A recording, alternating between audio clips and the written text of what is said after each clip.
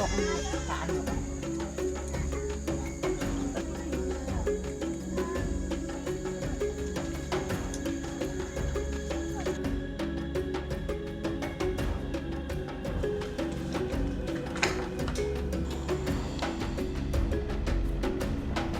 Lokasi mereka kan berpindah-pindah Mas ya. Nah terkadang kalau misalnya kita di tempat fasilitas yang ada fasilitasnya, bisa mereka ke sini. Nah cuman kalau mereka nggak ada ya kita tetap nyamperin mereka.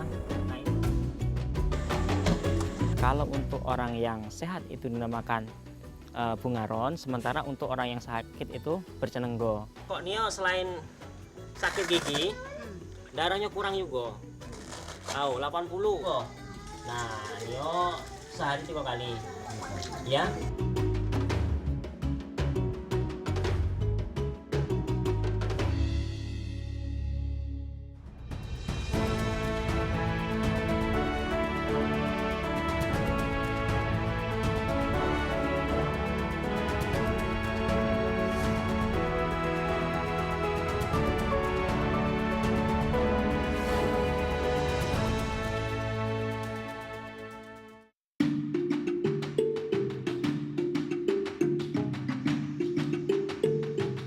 Piado rimba, piado bungo. Piado bungo, piado dewo. Hopi ado rimba. Hopi ado dewo. Begitulah prinsip hidup yang dipegang oleh suku anak dalam, khususnya bagi orang rimba. Secara harfiah, kalimat tersebut menunjukkan bagaimana ketergantungan hidup orang rimba dengan hutan yang tak bisa dipisahkan. Hampir seluruh orang rimba hingga saat ini masih menganut paham animisme. Mereka percaya setiap benda di bumi memiliki jiwa yang harus dihormati agar roh yang terdapat pada benda-benda tersebut tidak mengganggu keberlangsungan hidup.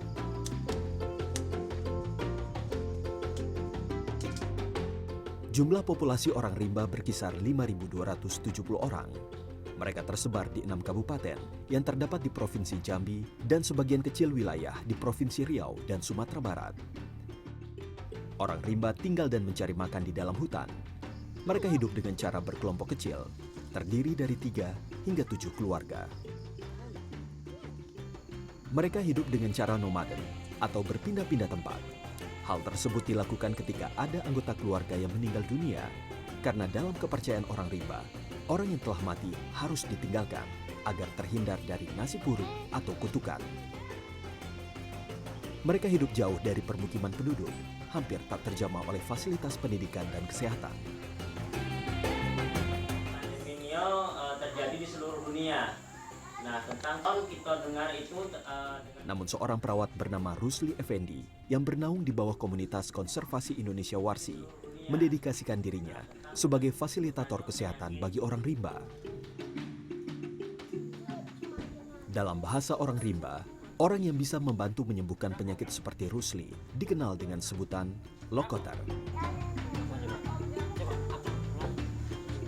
oh, tahu Nio. Nama saya Rusli Effendi, profesi saya sebagai perawat. Ya kalau sehari-hari di sini sebagai fasilitator kesehatan pada orang rimba. Ya karena saya kepengen mengenal secara lebih dalam mengenai orang rimba itu. Ya karena kalau misalnya hanya berita-berita saja itu kan masih kurang inilah Mas, masih simpang siur kan. Cuman kalau misalnya kita terjun sendiri, mengetahui secara pasti detail tentang orang rimba, oh kita akan paham sebenarnya orang rimba itu adalah kelompok suku adat marginal yang baik juga sebenarnya gitu kan. Cuman kalau misalnya kita dengar di luaran mereka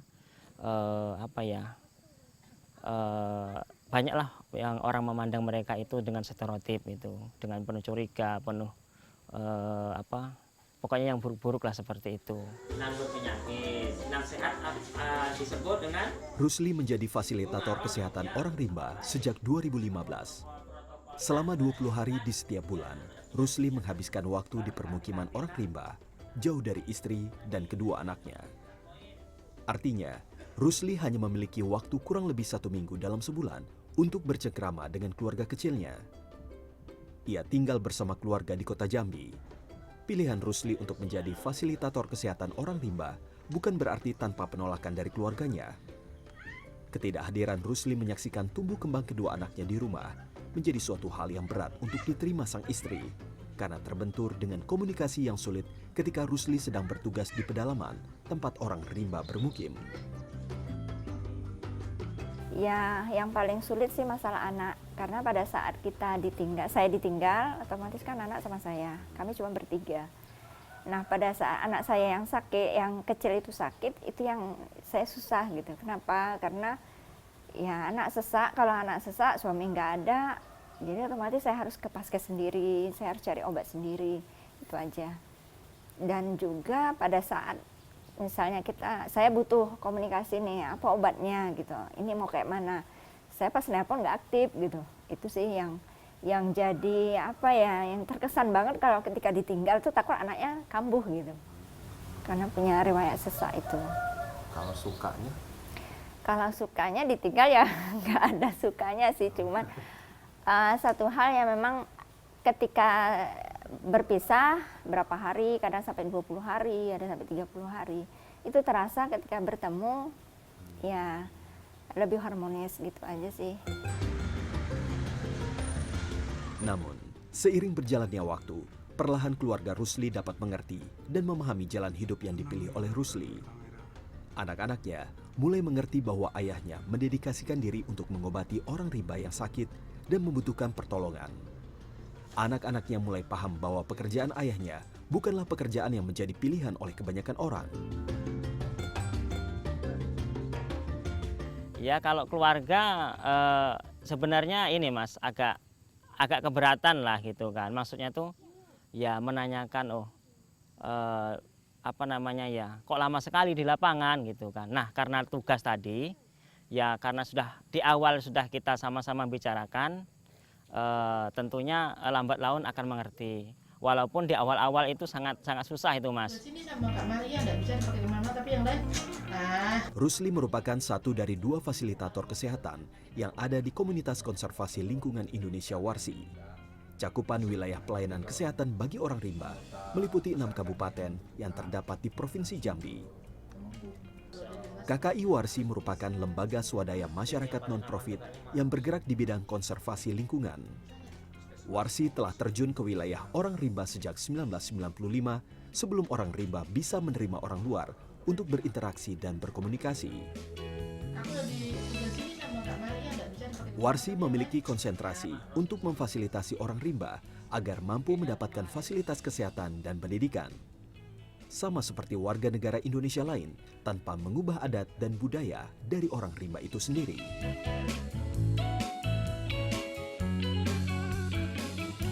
Jadi bagi kami kesehatan itu adalah hak dasar dari masyarakat, seluruh warga negara Indonesia. Ya, dan berarti semua masyarakat harus mendapatkan pelayanan yang sama gitu dengan tingkat sistem yang sudah diatur oleh pemerintah gitu kan.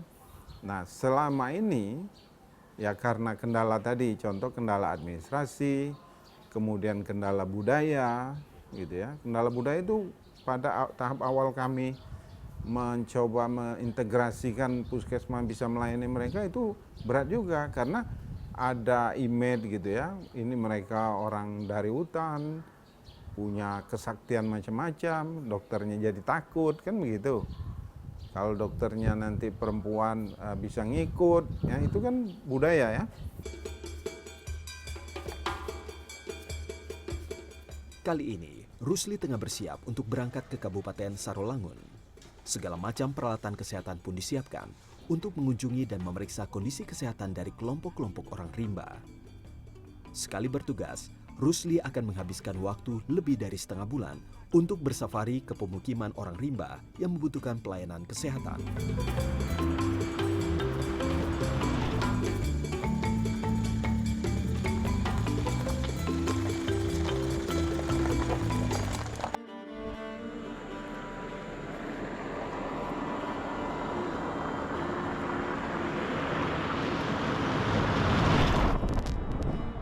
indah Mas ya. Nah terkadang kalau misalnya kita di tempat fasilitas yang ada fasilitasnya, bisa mereka ke sini. Nah cuman kalau mereka nggak ada, ya kita tetap nyamperin mereka.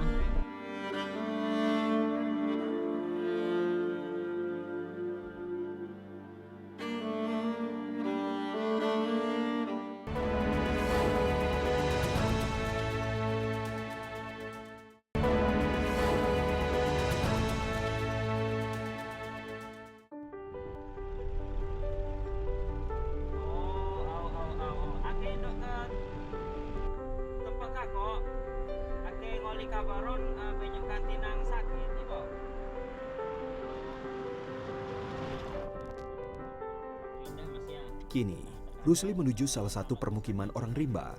Sarolangun merupakan kawasan dengan populasi orang rimba tertinggi di Provinsi Jambi. Jumlah orang rimba di Kabupaten Sarolangun mencapai lebih dari 2.000 orang atau sekitar 42% dari jumlah populasi orang rimba. Jaraknya sekitar 200 km dari pusat kota Jambi. Dengan waktu tempuh sekitar 6 hingga 7 jam perjalanan menggunakan kendaraan roda 4. Kontur jalan yang berlubang dapat menambah waktu tempuh Rusli menuju lokasi permukiman orang rimba. Kesusahan kita karena mereka berpindah-pindah. 6 hingga 7 jam perjalanan tersebut belum termasuk waktu tempuh Rusli jika harus berjalan kaki di tengah hutan.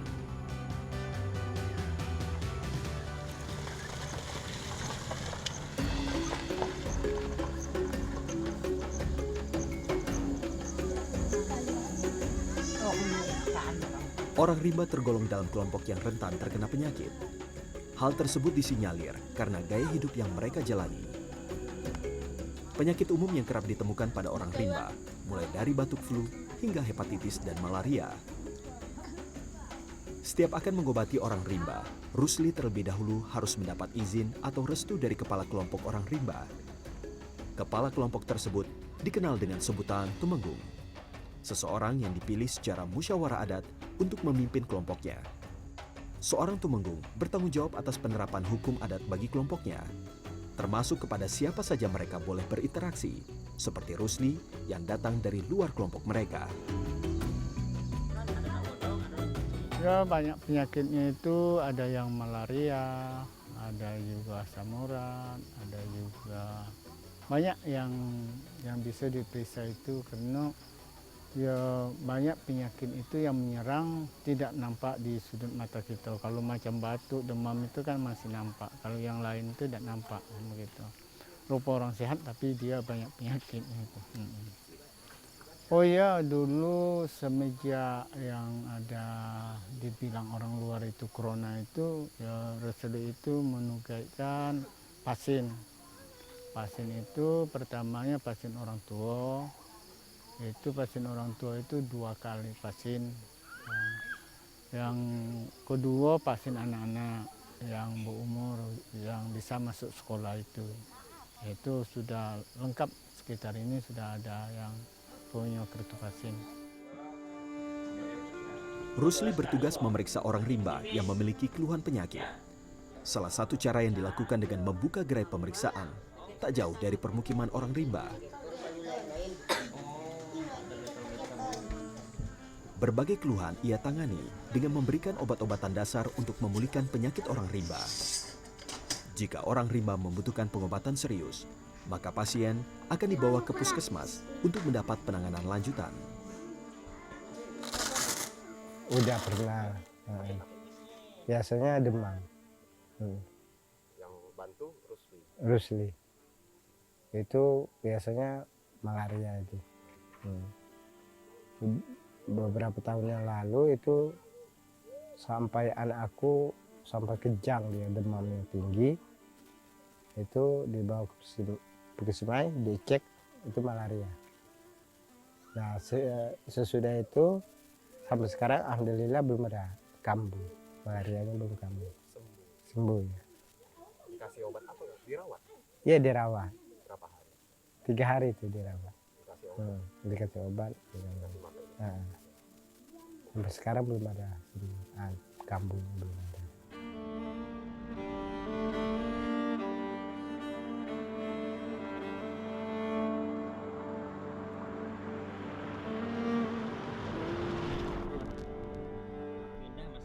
Terkadang, Rusli juga mengunjungi kediaman orang rimba jika mereka tak berkesempatan untuk datang ke gerai pemeriksaan. Orang rimba hidup bersama kelompok kecil yang biasanya berjarak tak jauh dengan kelompok orang rimba lain. Berarti selain Mas Rusli disamperin sama suku anak dalam itu, Mas Rusli juga nyamperin gitu, door to door? Iya Mas, kan kegiatan kita kan pelayanan kesehatan ini Mas. Jadi lokasi mereka kan berpindah-pindah Mas ya. Nah terkadang kalau misalnya kita di tempat fasilitas yang ada fasilitasnya, bisa mereka ke sini. Nah cuman kalau mereka nggak ada ya kita tetap nyamperin mereka. Nah itu kadang yang terjadi kesusahan kita karena mereka berpindah-pindah gitu Mas. Oh. Iya. Berarti pas Mas Rusli nyamperin bisa nggak ketemu gitu? Iya bisa, itu malah sering itu. Karena mereka berpindah-pindah dari suatu lokasi ke lokasi yang lain. Kadang itu nggak ada sinyal gitu. Bagi mereka yang punya HP masih bisa lah kita hubungin. Tapi kalau mereka yang nggak punya ini, nah ini yang susah. Nah, terkadang ini yang membuat kita nih sudah datang, ternyata nggak ada ini. Kita harus balik lagi nih gitu kan. Tapi kalau setiap pergi itu emang selalu pakai ambulans gini Mas atau pakai apa aja? Kalau pas untuk kegiatan ke lapangan biasanya kita menggunakan ambulan nih, misalnya ada pasien yang sakit yang memerlukan rujukan gitu kan, yang kita menjemput misalnya untuk mengantar pasien pulang, terus untuk mengakses lokasi-lokasi yang jauh Mas, karena kan kita ketahui orang rimba ini kan berada di dalam hutan itu Mas. Jadi kalau misalnya kendaraan tidak double itu yang agak susah. Nah kebetulan kendaraan ini kita nih double, jadi bisa dibawa ke pelosok-pelosok gitulah Mas. Gitu. Kalau medan atau aksesnya itu udah cuman jalan setapak gitu Mas, berarti pakai apa? Jalan apa? Iya biasanya kalau kita ke lapangan itu kan selain membawa kendaraan mobil, bisa kita juga mengendarakan sepeda motor itu Mas. Nah kalau misalnya jalannya kecil, kita prediksi kecil, nah itu kita gunakan sepeda motor kalau selagi bisa. Kalau enggak itu ya kita jalan kaki. Ini pengalaman saya jalan kaki ya pernah 2 malam nih Mas, nginap sehari, besok 2 hari 1 malam itu perjalanan di lapangan untuk mengunjungi mereka gitu. Sambil bawa peralatan obat-obatan itu peralatan tadi. Kesehatan. Berarti sampai kayak di sini nih Mas ya, mau ke sini. Iya, nah ini kita mengunjungi satu lokasi yang tadi kita pelayan kesehatan mereka nggak datang. Nah, coba kita samperin. Nah itu ada kakok-kakok itu yang lagi sedang berada di rumah. Kebetulan kita kan di lokasi orang rimba yang ini yang di pemukiman ini, yang ada di pemukiman. Nah biasanya kita yang nomaden itu kan, yang mereka sering berpindah. Oke Mas, kita boleh lihat. Halo. Apa kegiatan sehari ini? Ngurus ladang. Oh, ngurus ladang. Ada ladang. Tak sedikit orang rimba mendapatkan rumah semi permanen sebagai tempat tinggal dari pemerintah. Namun dengan kebiasaan gaya hidup yang berpindah-pindah, rumah-rumah tersebut hanya menjadi tempat singgah sementara bagi orang rimba. Orang rimba yang tinggal di lokasi seperti ini biasanya tak jauh dari pedesaan. Hal ini memudahkan mereka pergi ke pasar untuk menjual hasil tanam atau buruan mereka. Kurang juga. 80. Nah, yo sehari 3 kali. Ya. Nah. Kan ini artinya untuk kejeronya ya. Apa namanya? Banyak minum air putih. Pak Tenggane, betuk itu ada sampai keluar darah ya? Yang kemarin? Nah, yang dari awal, dari beberapa waktu lalu. Oh ya, kalau di awal itu ada. Oh, betuk darah ya? Yang sebelumnya itu belum ada pernah berobat di luar itu di Prisma ya tadi rumah sakit di Manado.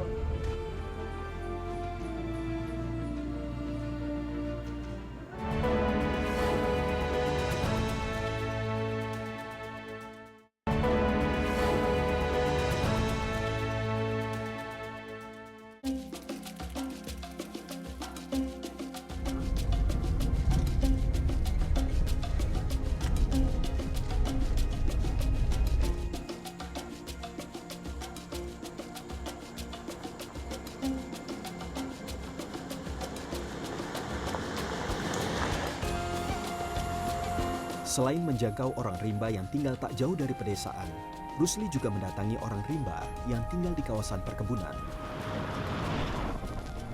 Alih fungsi hutan menjadi perkebunan memaksa orang rimba harus tinggal di kawasan perkebunan seperti ini.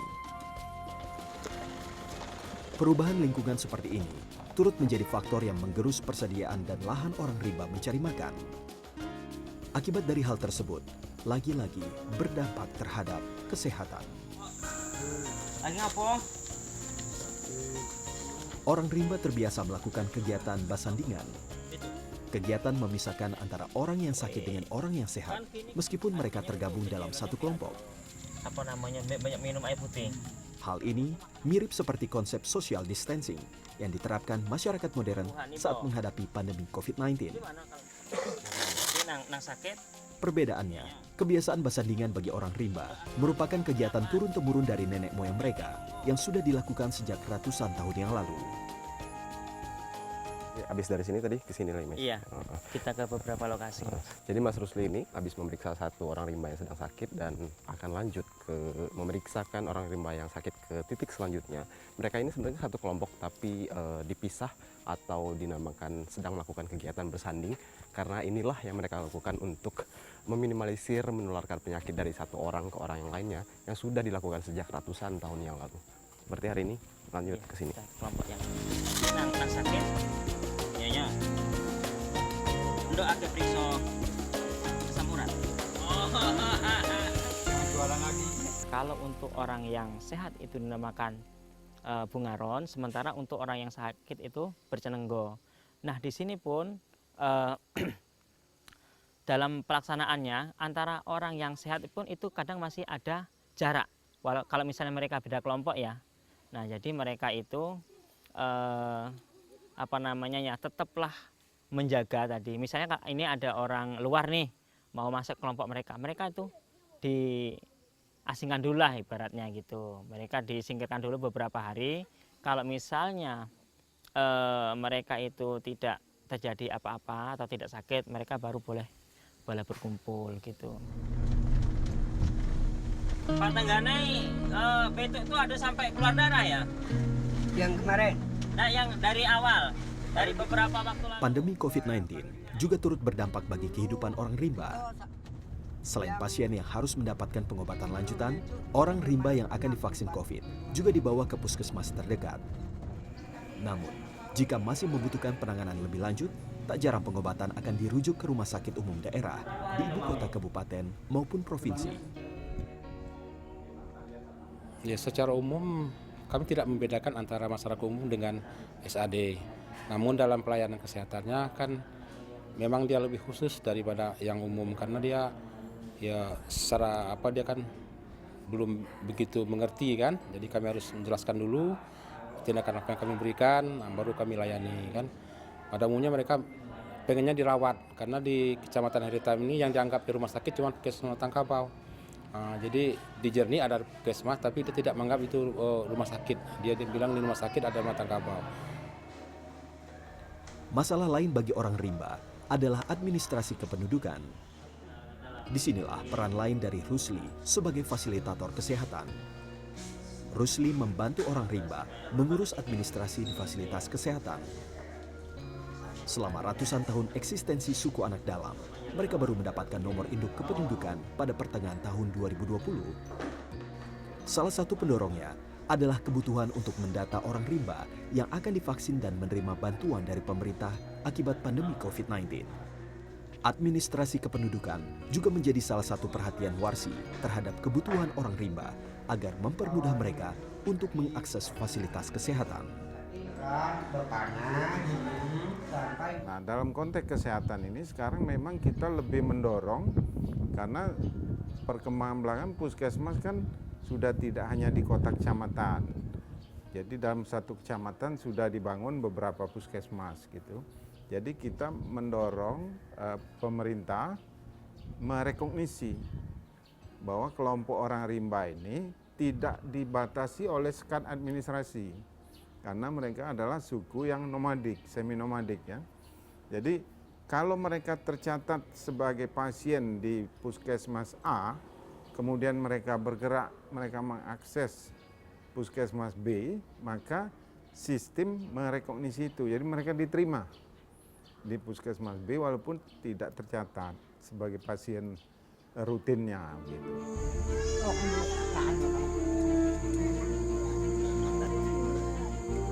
Inilah cerita tentang Lokoter, suku anak dalam.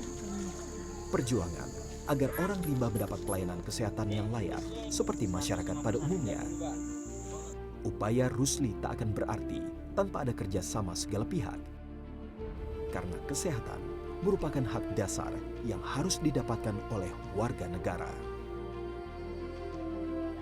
Harapan kami di sini terkait tentang orang rimba ini adalah tentang misalnya peningkatan akses lagi, Mas, peningkatan akses lagi dari pemerintah. Pada saat ini pemerintah itu telah cukup aktif memberikan layanan ke mereka gitu kan. Nah, namun di sini kan perlu ditambah lagi. Nah, ditambah lagi intensitasnya ke orang rimba gitu. Karena kan kita ketahui sendiri orang rimba ini kan mungkin mereka belum mengerti akan mengakses ke pelayanan kesehatan gitu kan. Nah, mereka masih butuh bimbingan secara kontinu lah gitu kan. Nah, jadi harapan kami pemerintah itu lebih memperhatikan lagi orang rimba gitu, Mas. Orang rimba menggantungkan hidupnya pada hutan. Keterkaitan orang rimba dengan hutan tak dapat dipisahkan. Perkembangan zaman bukanlah musuh utama suku anak dalam. Memisahkan mereka dengan hutan adalah momok yang dapat menggerus keberadaan suku anak dalam.